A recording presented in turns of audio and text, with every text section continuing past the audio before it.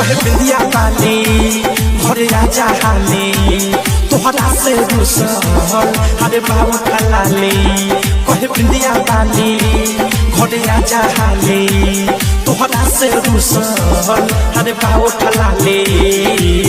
जाके तू बसल बारो बहरे जवानी राजा पलंगे पकहरे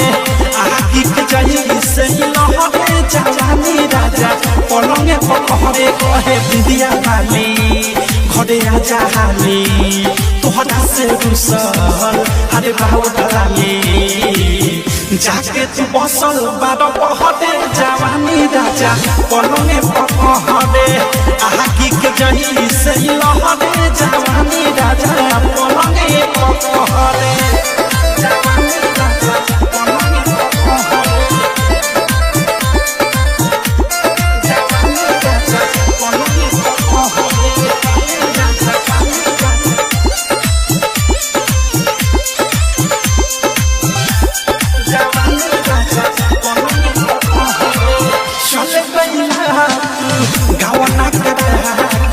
बिरहिन जैसे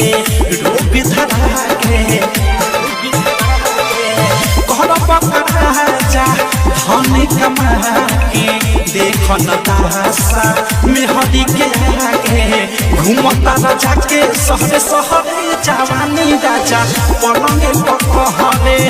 आगी के जाई से लहरे जवानी राजा पलंगे पकहरे जवानी राजा पलंगे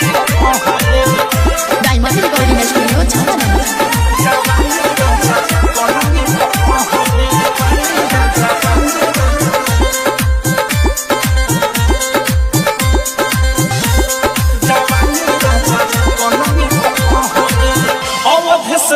मोरे पिया रे तुहरा बिना न लागे जिया रे राइटर ने खिल के सजधा पुरैल न बहुत दिल के सारा कसूर बात तोहरे जवानी राजा पलंगे पकहरे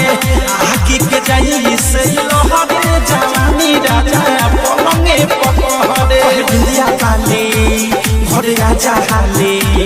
तोहरा से रुसल अरे बाबू खलाली